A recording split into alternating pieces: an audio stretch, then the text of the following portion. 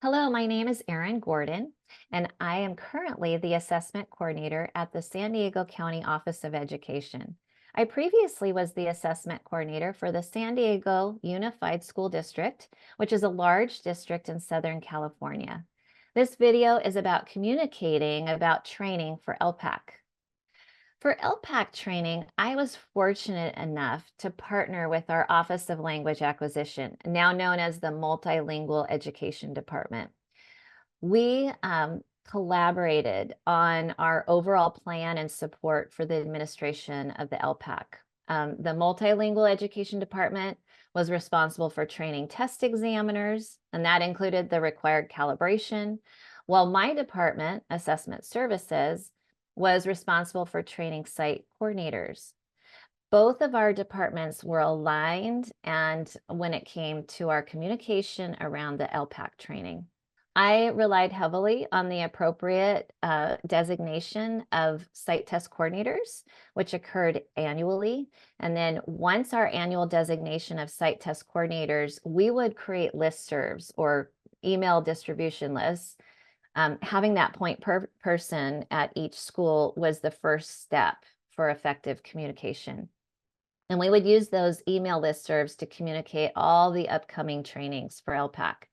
In the beginning of the school year, we would have those dates for all of our trainings already set because we would have to secure those room reservations.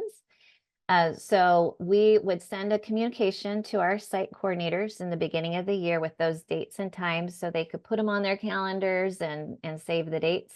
For site coordinator training offered, we would create a flyer with a description of the training, the dates and times, audience, registration information, and we would send those to our site coordinators through via email, and then we also would send those through school mail addressed to the site coordinators. We would monitor the registration, and if schools hadn't registered, I would send a little personal email to nudge and give those individuals a little reminder. Now, for the test examiner trainings, I would provide information about the trainings to our site coordinators so they could ensure that the folks who would be administering the test were trained. And for the in-person test examiner trainings, the Multilingual Education Department would initiate an administrative circular with the dates and times of the training. And this was an official district notice that provided a little more authority than an email or flyer. And the trainings online via Moodle were communicated to the test examiners, the EL coordinators, and the site test coordinators each year.